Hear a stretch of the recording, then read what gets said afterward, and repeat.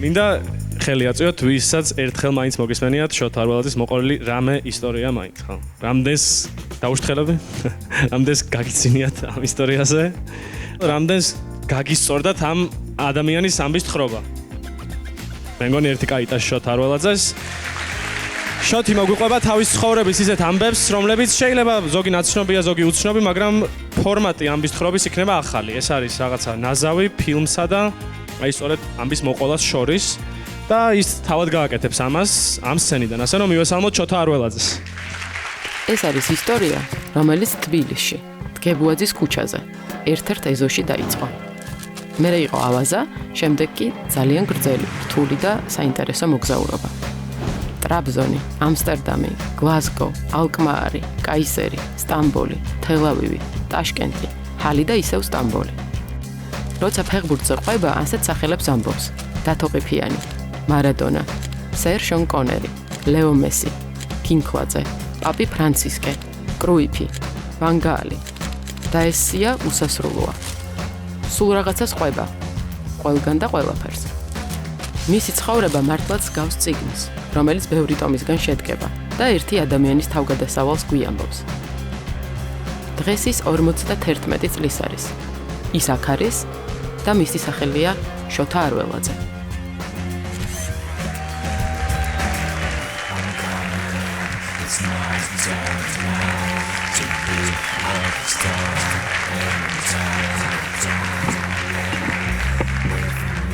შოთი, გამარჯობა კიდევ ერთხელ. შენი ფოტოები რამდენიმე ფოლდერში გადავანაწილეთ და პირველი რომელი გავხსნათ, რითი დაიწყებდი შენ თავზე ამბის მოყოლას. ალბათ ხილიანი წერია იქ პირველი, ესე რომ გამოვყვე, სადაც ჯერ სახში დავანგრიეთ ყველაფერი, არც ერთი ფანჯარა არ დავტოვეთ და მერე უკვე სახში ალბათ გასატეხი რა არაფერი აღარ დარჩა. გვითხრეს რომ აბა ეხა აჩუ აქედან და გადით ეზოში. მე რაც მახსოვს ჩემი უბნიდან ბიჭები, ჩემ ხელები პატარები, უფროსები და ოდნავ ცოტა კიდე უფროსები. საოცრად არეული დრო, აი სუფეხბურთის თამაში გვინდოდა ყველგან. მაგრამ რა განასხვავებდა ჩვენს ასაკს და დანარჩენ ჩვენ მეგობრებს და პლუს იმ უფროს ასაკს შორის, რომ ჩვენ სადაც კი ვინმე დაგვინახავდა, აი ოდნავ რაღაცა ცუდად დგეხართ, რაღაცა ცუდს, რაღაცა სხვა რაპირებთ. იყო ესეთი, ეგრევე შეამჩნევდი, რომ ვინ სად იდგა, როგორ იდგა, ეგრევე მოვიდოდა, ვიტყვი, რომ ერთ-ერთი ისეთი ქუჩის ავტორიტეტიც კი და გეტყოდა, რომ იცოდე, ცუდად გეხარ, აქ არ მომწონს შენოდგა, შენ უნდა მე გატყობთ, შენ აჩი, რეზი, შეგიძლია დიდი ფეხბურთის თამაში და გთხოვ, მოშორდით აქაურობას, წადით აქედან, რაღაც სხვა რამე გააკეთეთ, აქ ნუ დგეხართ. და დღემდე რომ ხვდებიან ზოგი აღარ არის ცოცხალი, აი ეს მადლიერება მათი და ეს ყოველთვის შენიშვნა, რომ გარდა იმისა, ვინც იდეაში შენიშვნას გაძლევს, ხო, ოჯახი, მშობელი და ასე შემდეგ. აი ეზოში ჩვენ შენიშვნებს გვაძლევდნენ უფროსები, თუ ვინმე სადმე არ მოვეწონებოდით. ამიტომ ეს უბანი იყო ესეთი ცოტა, რა ქვია, ალბათ რომ დავიწყე შარიანი. მადლობა მათ, რა თქმა უნდა, აი ამ ისეთი სწორ მომენტში, სწორ დროს, რომ ვიღაცებმა მოგვააშორეს. მაგრამ ისეთი განსხვავდებოდა ჩვენი ასაკიც, ისე რომ მე და აჩი, ნუ უმეტესწილად ქუჩაში დასვენების დღეებში რომ დავარბოდით თელი დღე რაღაცას თამაშობდით, ხან -5-ს თუ როგორც გერქვა, მაშინ კალათბურთი, აქეთ მაგიდის ჩოგბურთი, იქით ფეხბურთი, რაღაცა მაზიანების, თუ რაღაცას ეჯიბრები ვიღაცას და ერთხელ მახსოვს ჩვენი მეზობლები იყვნენ, არაჩვეულებრივი ძმა სიმონიშვილები, პაკო და მიხო, ჩვენ ამოვრბივართ, მოკლედ დოლიძის ქუჩიდან ესე აქეთ მოვვრბივართ, იოსელიანის სახლთან ჩვენთან და ესენი პირიქით გამორბიან და იქით ჩარბიან სპორტის სასახლისკენ. და საღამო საათია, უკვე 7-8 საათია და საით ჩვენ ვეკითხებით იმათ, თქვენ საით ხა ამ შუაღამისას და ისინი ჩვენ რო საიდანაც მორბი ხარ და რატო მორბი ხარ, რა ხდება და იმათმა აკაკი ბაქრაძის ლექციაზე გავვრბივართო ჩვენო. მართლა დედას გებიცები. აკაკი ბაქრაძის ლექციაზე გავვრბივართ სპორტის სასახლეშიო და ჩვენ ისე შეგცვა. თელი დღე ქუჩაში რაღაცა რა ვიცი, რას მივედმოვედეთ და თქვენო ჩვენც ვჩქარობთ. პრინციპში, იმიტომ დილიდან გავარნილები ვარ და რო არავინ შენიშვნა არ მოგწეს კიდე რა, რომ სად იყავით, სად დადიხარ და ჩვენ თქვით, აი გვინდა რომ გამოვიცვალოთ და წადით და მოვასწრებთ მეთქი, ალბათ ჩვენც ჩამოვასწრებთ მეთქი ამ ლექციას აუცილებლად როგორ გავაცდენთ მეთქი. აი ესეთი რაღაცები ხდებოდა ამ უბანში და მათაც დიდი მადლობა, რომ იქ ყოველთვის ვიღაცა იყო, შენი ასაკის თუ პროსი ასაკის, ვინც გახსენებდა, რომ გარდა იმისა, რაც ხდება, არსებობს ესეთი, სადაც აუცილებლად მონაწილეობა უნდა მიიღო. და რა ვიცი, მადლობა კიდე მათ ერთხელ. აქ არ ვიცი, ეხლა ის არის, რა ქვია, 4-3-ია თუ შაში მინდა რაღაცა ფოტოა. სუკონი მახსოვს.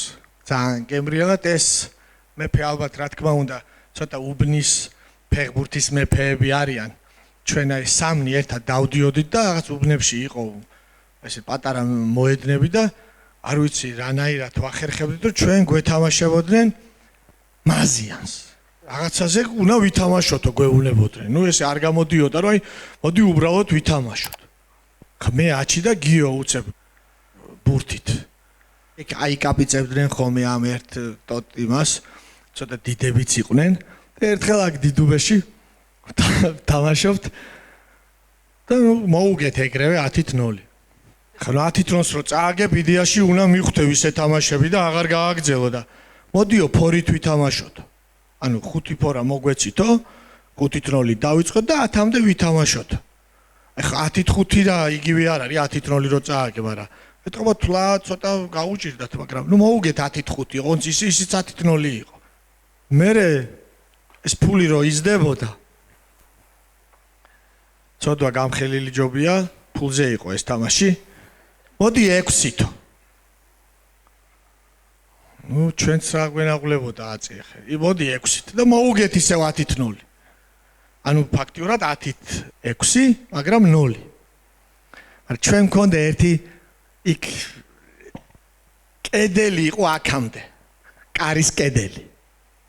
და ზედა მხარე იყო ბადეში. ანუ მეკარეები რახან არ იყო, ის ბურთი უნდა გაგეტანა ზევით. მაშინ ითვლებოდა ეგ გოლად და ხე იქ მისულები კი გჯობნიდნენ, მაგრამ ზემოთ მე ვეღარ ტექნიკა უნდოდა და ვეღარ აგდებდნენ იქ. ჩვენ ხა ყველა კუთხიდან მან გოლს ვაგდებდით. მოკლედ ეს დღე მივიდა იქამდე რომ 8-0 და პენალიო. მართლა დედა მომიკვდეს და 8-0 და პენალი ჩვენც ხო გადავთვალეთ რომ პრინციპში მეკარე უკვე უნდა დადგეს კარებში, თუ გამოქანდება დაარტყავს ძალიან ძლიერს, ნუ მოხვდება პატარები ვართ თან ჩვენ 14-15 წლისა ვართ. ხო და ჯანდაბას მეთქი გაგვიტანენ 9-0-ს მოუგებთ რა უეჭველი. და მოუგეთ. გაგვიტანეს ეს გოლი. და ეგ რომ მოუგეთ, უკვე ძალიან დიდი თანხა გახდა და ჩვენს ნერვიულობა დავიწყეთ რომ არ გაგულახონ ან რაღაცა ხო უნდა გადაიხადონ ეს ფული და მაშინო 9-0 და პენალიო.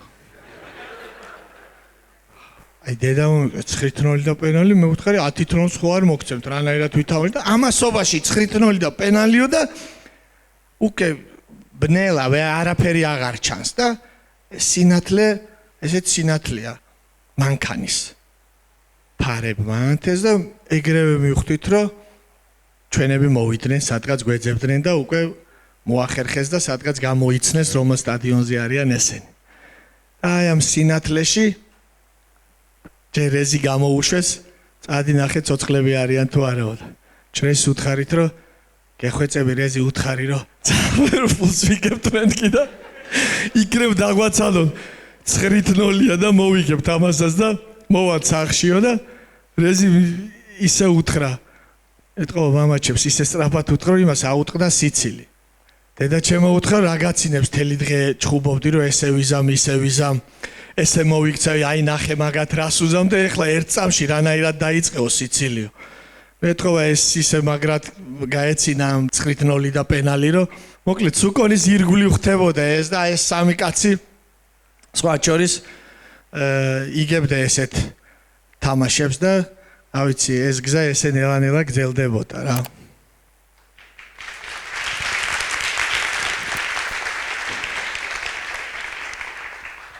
ლურჯი ბრაზილია. არ ვიცი ხე როგორ აუხსნა ზუსტად ახალგაზრდებს. ეს იყო სივრცე კიროვის ბაღი, აქ იკრიბებოდა, აი ყველა თუ ვინმე შეიძლება შეიკრიბოს. და არ მგონია რომ სადმე საბჭოთა კავშირის ტერიტორიაზე ესე თავისუფლად ყველა თემაზე ესაუბროს, არ ვიცი, აი ყველაზე უმუშევარს, ყველაზე ინტელექტუალთან. ნებისმიერ თემაზე, ეს იყო სპორტი, თბილისის დინამო, ოლიმპიადა, პრობლემები მსოფლიო, არ ვიცი, მაშინ რეიგანი, აქეთ აი ილიკო და ილარიონი, რა თქვა იმ მათხოვარმა იაპონია. და ამასობაში აქ ჩართულები იყვნენ ისტორიკოსები, მე რა ბერძენიშვილი, მხატვრები, უამრავი საოცარი ხალხი, სადაც იმდენად ესე ირჩეოდა, ნუ ხა პოლიტიკაზეც რა თქმა უნდა მიდიოდა და სხვა შორის მთავრობა მიცოდა, მაგრამ ვერ მიდიოდნენ, არ მოწონდათ, რომ ესე განიხილებოდა. ნუ აქ რაც ხდებოდა, მოსკოვშიც რა ხდებოდა და მსოფლიოშიც რაც ხდებოდა. ყველა თემა საუღნიშნო, ანუ პოლიტიკიდან დაწყებული, ნუ თბილისის დინამოზე ხო საერთოდ ყიფიანისტები, შენგელიისტები, მესხისტები, მეტრეველისტები, ნოტარ ახალკაცისტები და ამის მოწინააღმდეგები და მიდიოდა არგუმენტი იმაზე, რომ ვინ რას ვის ჯობდა და როგორ ჯობდა და ხანდახან თემები იქამდე მიდიოდა ხოლმე, რომ დილის 6 საათამდე, 7 საათამდე ვერ იგებდა ვერავინ კამათს და მე ქართველი ერთად თელღამეს რო გაათენებ, გავიგე რომ არ იყო მაზიანი, მაგრამ ვიღაცამ ხო უნდა მოიგოს. ხო, შესაბამისად ეს კამათიც ვიღაცის მხარეს უნდა დამთავრდეს რა.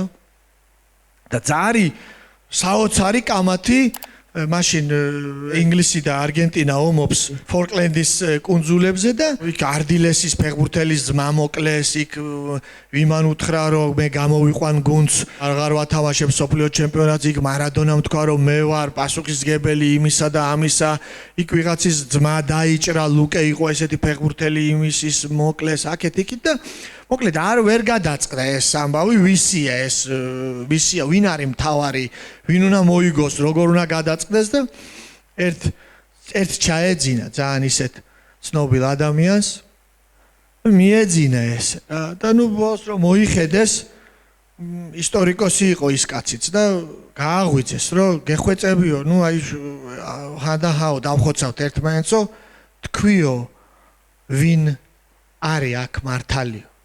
საით უნდა იყოს, როგორ უნდა გადაწყდეს ეს ამბავიო და როგორც კი გაიღვიძა, ხო მიხვდა რომ ეხლა ეს კამათის თემაა მთლიანად რა. სხვა მანდ არაფერი არ არსებობს. რა ხდებაო? აი ეს რომ კამათობენო და ომობენო ეს ინგლისი და არგენტინაო. შენო რა სიტყვია? ესე თურმე ძალიან წყნარად უთქვია, რუსეთი ვისკენ არისო. დედას ფიცავარ. რუსეთი ვისკენაც არისო. ის დამნაშავეა. მეტი არაფერი არ თქვა. ეს მაშინ და ალბათ არის 92 წლის ჩემპიონატამდე, მსოფლიო ჩემპიონატი იყო 82-ში ესპანეთში, ან აი ჩემპიონატამდეა, ან ჩემპიონატის მერე. მოკლედ არაჩვეულებრივი ადგილი იყო და ყველა თბილისელს ალბათ ახსოვს და მოგონებებში ალბათ დღესაც გაახსენდებათ. დათო ყიფიანზეც რო გითხრა შენ დამოკიდებულებაზე? დათო ყიფიანი ალბათ მე ერთი საოცარი ფოტო მაქვს. სახშიც მიკიდია და ვფიქრობ რომ არ ვიცი აი ცოტა არ მინდა რაღაცაად გადავაჭარბო რომ მოვდივარ რუსთაველზე და ილია და აკაკი როდგანან. აი იმ ფოტოს ვამსგავსებ ალექსანდრე ჩივაძე და ყიფიანი, აი ხელგაშლილები რაღაც აი ჩამოსხმულებივით ულვაშებში როდგანან და ეთელი გენი ჯიში ყველაფერს რო აჩვენებენ და იმ ფოტოზე მაქვს მიწერილი ჩემი აია ეს არის მეთქი. არ ვიცი რამდენად მეტად უნდა აუხსნა დათო ყიფიანთან ჩემი დამოკიდებულება. ჩემი აია თუ არსებობს ამ ქვეყანაში, მაქსიაში პირველი წერია დათო ყიფიანი.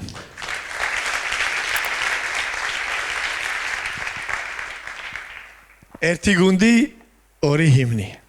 საერთოდ თბილისის დინამო ამ ქვეყანაში იყო საქართველოს ნაკრები. არავისთვის ახსნა არ არის საჭირო. დღესაც ალბათ თუ ვინმე სადმე რაღაცა კადრს ნახულობს ან უყურებს, ან განცდა აქვს, ეს იყო აბსოლუტური საქართველოს ნაკრები, რომელიც ეთამაშებოდა ესევე ევროპაში და ისევე საბჭოთა კავშირის სხვა რესპუბლიკის ზოგან ნაკრებს, უკრაინაში ბევრი გუნდი იყო, რუსეთში ბევრი გუნდი იყო, მაგრამ მაგალითად როცა ეთამაშებოდნენ არარატს, იყო სამსოფხეთის ნაკრები იქით არარატი, აზერბაიჯანში, ბაქოს ნეფტში და ასე შემდეგ. და როცა ფეხბურთელები თბილისის დინამოში მოხვდებოდნენ, შესაბამისად იყვნენ საუკეთესოები. ქართველი ფეხბურთელი სპორტსმენი, შენს უკან ამხელა გულშემატკივარი და პლუს რა ის ოცნება რომელიც შენ აგიხდა. მაგრამ რა რთულია როცა თუ ვინმე შეიძლებოდა რომ დაეჯარიმებინათ ცუდი საქციელისთვის, ცუდი თამაშისთვისაც კი. ან დაუშვათ შენ ცუდად თამაშობ, ადამიანი ხარ, ცუდი პერიოდი გაქვს. დაჟა იყო ჯარში გაშვება. არა იყო რაღაცა პარადოქსია. საბჭოთა ჯარი იყო, მაგრამ ამას ხო ახსნა აქმაც ხო ჭირდება და უცებ ერთ დღეს მოდის რაღაცა წერილი FIFA-დან ან UEFA-დან და გეუბნებიან რომ კი ეს ნახეთ რაღაცა რომ იმან გვაღიარა, ამან გვაღიარა, ჩვენ დამოუკიდებელი ქვეყანა ვარ და უცებ ვიღაცა გეუბნება ხვალ ომი გვაქვს, შენ ხარ ჯარისკაცი, შენ ზურგს უკან არაფერი არ გეწერა, ეხლა გადაიცვი თეთრი მაისური, ოდნავ აქ შავი ის ქონდა ესეთი ლენტა და ქვემოთ კიდე წითელი პლუს.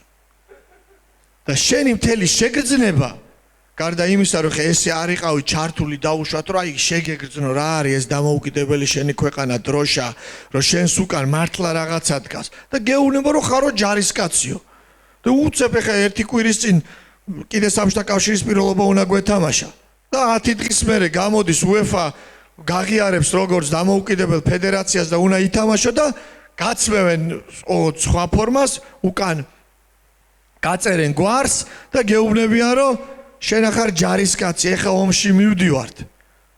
ეუბნები 10 დღის წინ მაჯარიმებდი ამის გამო. აი ამის გადახარშვა იყო ყველაზე რთული ალბათ ჩვენს ასაკში. რომ მთელი ცხოვრება რითაც გაშინებდნენ, მე უცებ ეს გახდა ის რაც გახდა და ზოგი პატარა იყო ამისთვის. აი ამ ხელა ფსიქოლოგიური დატვირთვისთვის და თუ ვინმეს მაშინ რაღაცა არ გამოგვდიოდა ამ წნეხის ბრალიც იყო რომ ჩვენ ომში მივდივართ.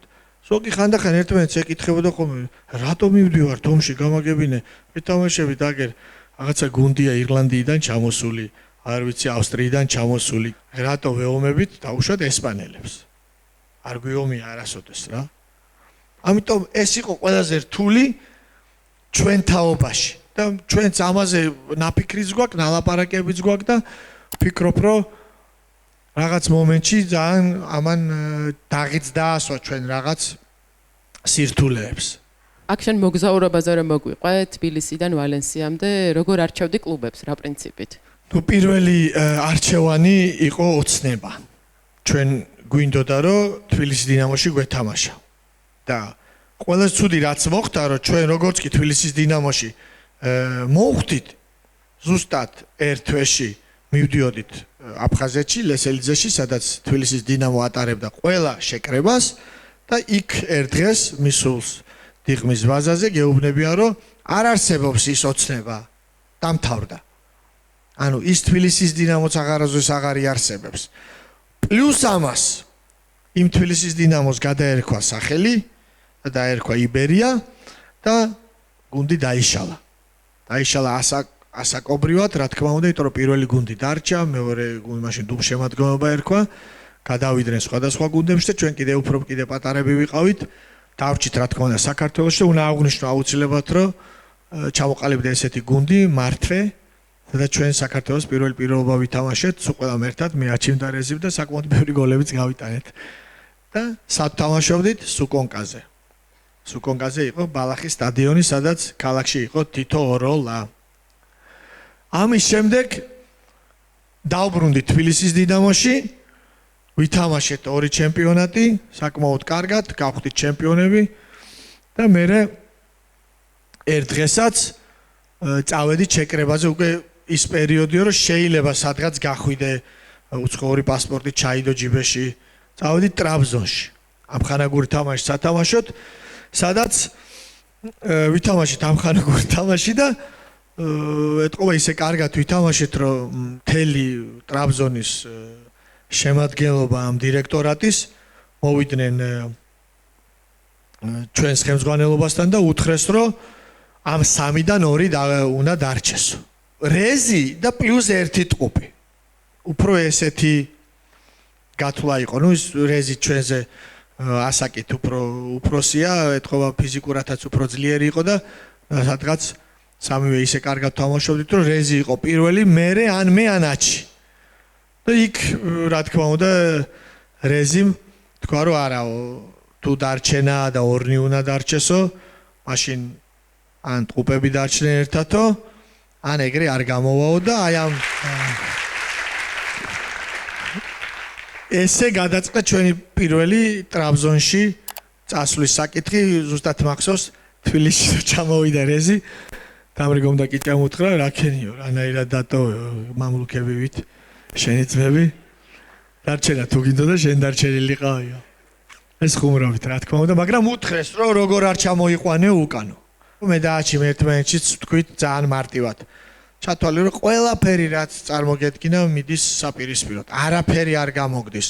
დაждები მანქანაში, ფულს ბოლო-ბოლო ისესხებ თუ არა გაგდა, გადმოხვალ ბათუმის საზღვარს, ზარფის საზღვარს და ჩამოყვალ შენ საკუთარ ქვეყანაში, საიდანაც შეიძლება მთელი საქართველოს დაგხვდეს, ნათესავებით დაწყებული, მშობლებით დამთავრებული და ჩამოხვიდეს სახში უკან. თუ ეს ყველაზე ცუდი სცენარია, როცა ადამიანი სადღაც რაღაც არ გამოგდის და ბრუნდების სახში უკან, მაგრამ პირიქით მოხდა, რა თქმა უნდა, ტრაბზონში ჩვენ ძალიან წარმატებულად ვიასპარეზეთ და მერე იყო ის რაც თავარი იყო ჩვენ ამ თელ მოგზაურობაში, ამსტერდამი სამწუხაროდ აჩის უკვე ჯვარედინა იოგი ოპერაცია გაკეთებული ქონდა და აჩი წავიდა ბრედაში და მე წავედი აიაქსში. აიაქსში რო შევედი, აღვნიშნე კიდევაც მარტო ჩემს სახელს ვიძახოდი. იმდენად ცნობილი იყო ყველა ლაუდრუპებიდან დაწყებული დებურებით და რა ვიცი, სულ ყველა თუ ვინმე ჩემპიონთა ლიგა ქონა მოგებული, მაშინ ყველა იმ გასახდელში დაამკვდა ჯანდაბა მაგათავს და დავიარე სულ ყველა სათითაო და უთხარი ჩემი სახელი და გვარი. იმიტომ რომ მიყურებდნენ ეს ვინ არისო. კი გავიფიქრე რომ ცოტა ხანში უფრო მარტივი იქნება ჩემი სახელის და გვარის ხსენება, მაგრამ იმ გუნდებზეც გითხარი, სადაც არ გადახვედი. თუ საიდუმლოა. აი ეს ამ სეზონის შემდეგ ხდება.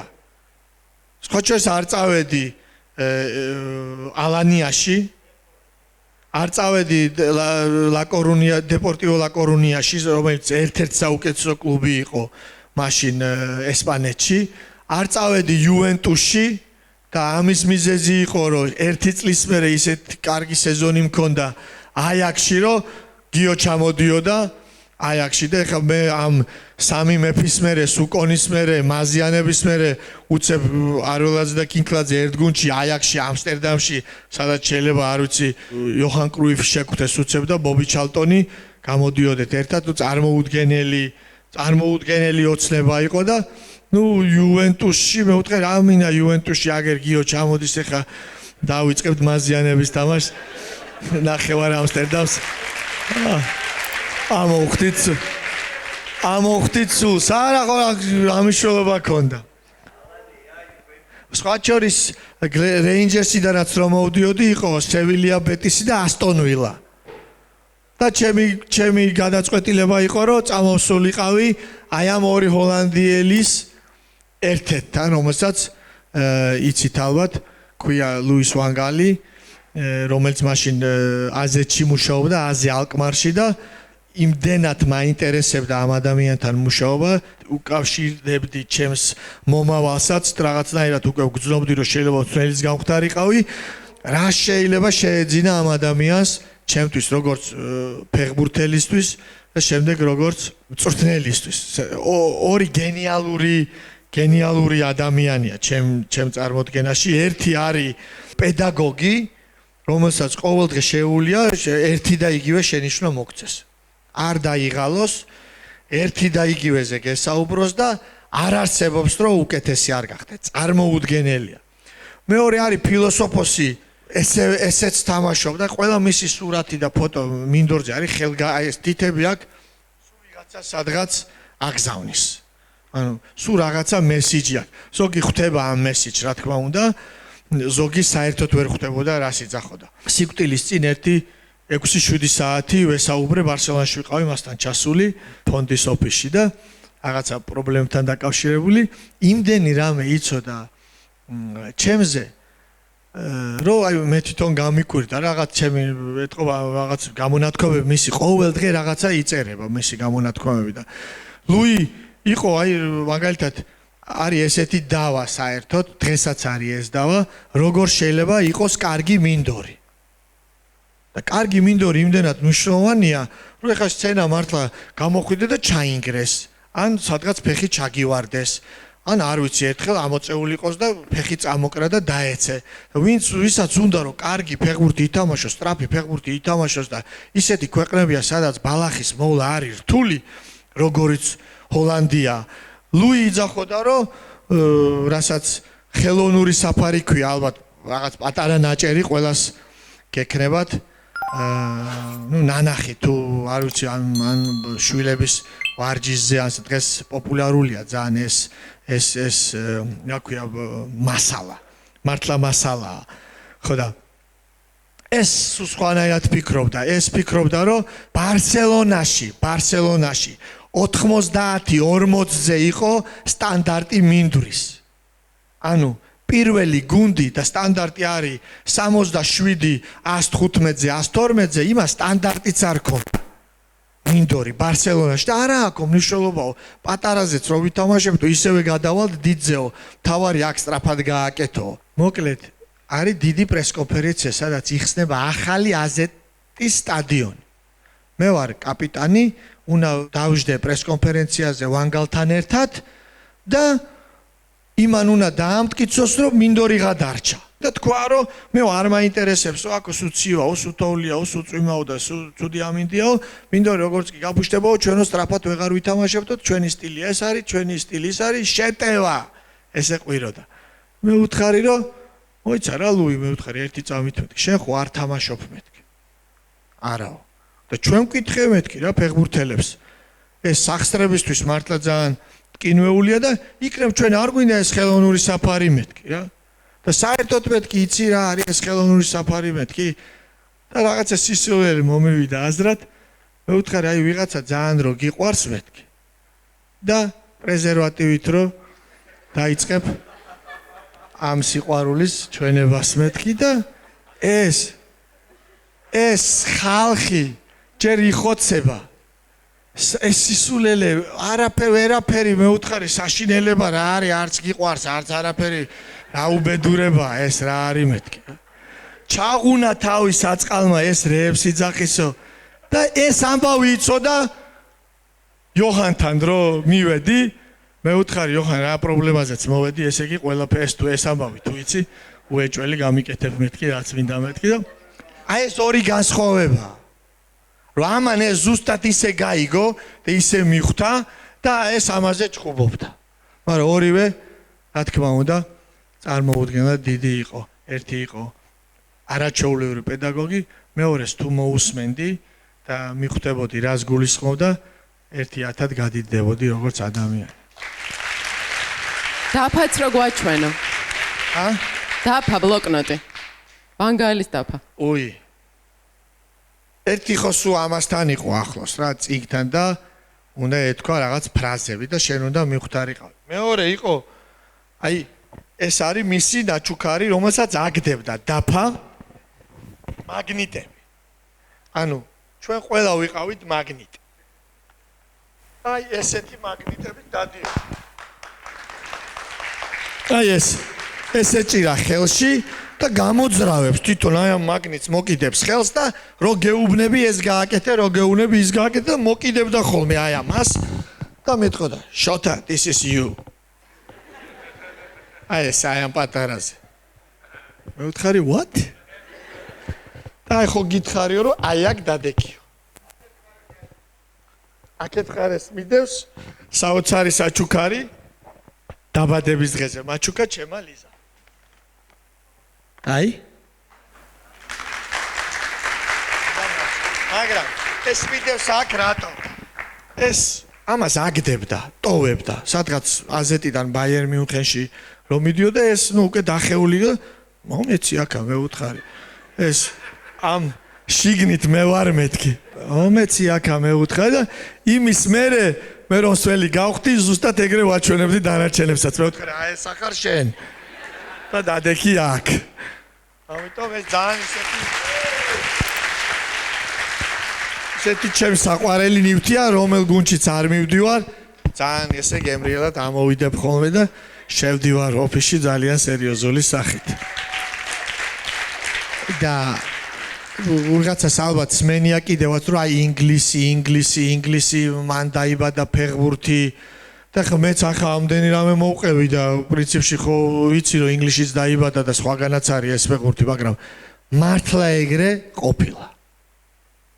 ესეთი წარმოუდგენელი დამოკიდებულება ამ სპორტთან მე არსად არ შემხვედრია და მადლობა იმ ადამიანებს, ვინც მომცა საშუალება, რომ ერთხელ მაინც ყველა მწვრთნელი, ფეხბურთელიც ალბათ უნდა გამოიაროს ინგლისის ატმოსფერო და როგორი დამოკიდებულება აქვთ, რომ შენ ითამაშე, იბრძოლე, გასაგებია რომ ვერ მოიგე, წააგე და ერთ წუთში ზუსტად ისეთივე დამსახურებული, ისეთივე პატივსაცემი ადამიანი ხარ და ისე გიჭახუნებს იმ წითელ ღვინოს თამაშის შემდეგ ნებისმიერ იქ რაღაც ლოკაციებზე და მცნელებს სხვა შორის არაჩვეულებრივი ტრადიცია აქვთ, რომ თამაშის მერე ერთად იკრიბებიან მათი ოჯახის წევრებიც და საერთოდ ფეხბურთზე არ საუბრობენ.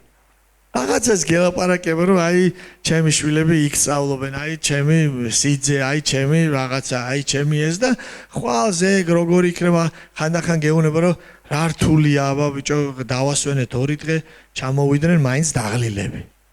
ხო 20 წლის ბიჭო გაუშვებ 3 დღით დასასვენებლად ნახდათ დაღლილი ჩამოვა. ეს მე უთხარი. ხო და საოცარი ქვეყანაა ამ ხრივ, ისედაც რა თქმა უნდა ალბათ ბევრი პლუსი აქვს, მიუხედავად იმისა, რომ ცივა საერთოდ არ გაწუხებს და აი თუ როდისმე კიდე მომიწევს და ალბათ მომიწევს მუშაობა დიდი სიამოვნებით პირველ რიგში ყოველთვის წავალ ინგლისში სამუშაოდ.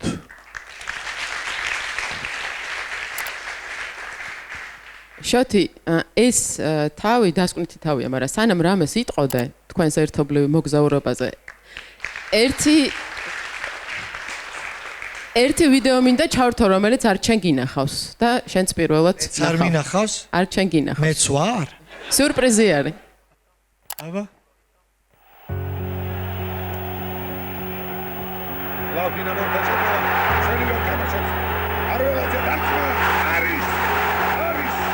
ჩემი პირველი შეხება ფეხბურთთან იყო პირველი დამოუკიდებელი საქართველოს სახელით ლინფილდთან თამაში. და ჩემი პირველი სიხარული ფეხბურთთან დაკავშირებული და ჩემი პირველი ემოცია იყო ეს, იმიტომ რომ საოცარი სანახავი იყო მართლა.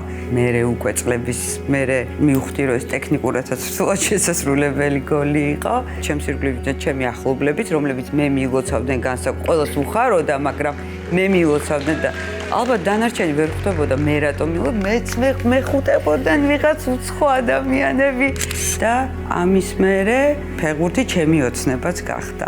ალბათ მანდ მივხვდი, რომ ჩემი მეტი თანადგომა საჭიროა. რა ადამიანს როდესაც შეუძლია რომ თავის პროფესიას ამდენი მიცეს, როცა ხედავ რომ ადამიანს ესე უყვარს, ოცნება აქვს დიდი. შენს გინდა რომ მისთვის, ანუ ეს ყველა პრობლემა, რომელიც შეიძლება ყოფითი იყოს, ხელის შემშლელი, გინდა რომ ჩამოაშორო და მას დაუთმო თავისი პროფესია. ერთად გავიზარდეთ ალბათ, ერთად შევუდექით ამ გზას და ყველაფერი მიხარია რომ გამოგვივიდა. მე დეტალებში სხვათა შორის არ მახსოვს, მე უფრო ემოციურად მამახსოვრდება ყველაფერი ემოციებით და კადრებად. ყოველთვის განსაკუთრებულ სითბოს ტოვებდა ყველა წამოსული გუნდიდან. რას ეტყვი შოთის ეხა სცენაზე დგას და გისმენს. შოთის ვეტყვი, რომ მეც და ჩემი შვილები ძალიან ვამაყობთ შოთით, ვამაყობთ თითოეული მისი წარმატებით. მე ვამაყობ იმით, რომ ეს ცხოვრების გზა ჩვენ ერთად გავიარეთ. ჩემთვის ეს ძალიან ძვირფასია და ბედნიერი ვარ, რომ ჩემი შვილებისთვის არის შოთი საუკეთესო მაგალითი. ალბათ რაც შეიძლება ინატრო. ის მუდმივად ახერხებს ჩვენ გაოცებას. დარწმუნებული ვარ, რომ წინ კიდევ ბევრი წარმატებაა და გაგვახარებს ჩვენ და ჩვენ თავის გულშემატკივარს. მე მგონი ეს თავიდანვე ჩავწეროთ.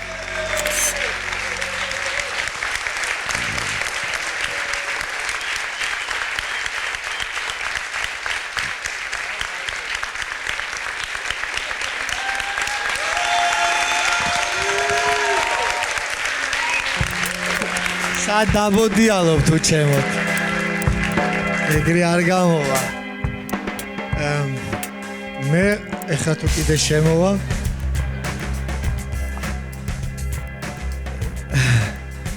იცი რა. მე პირველივე დღიდან მივხვდი, რომ მე არასდროს მარტო არ ვიქნები არაფერში.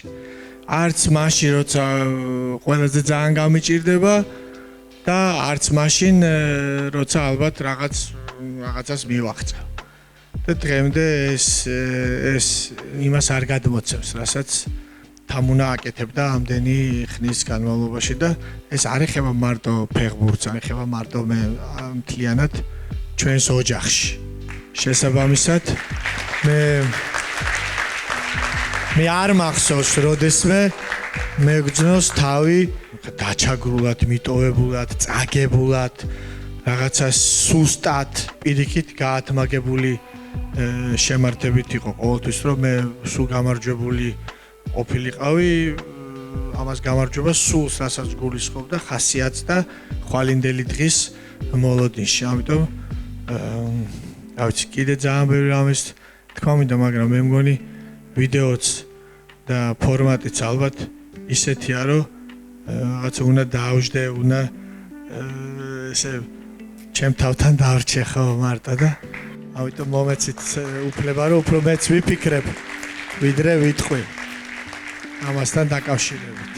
ძალიან დიდი მადლობა მოგზაურობისთვის.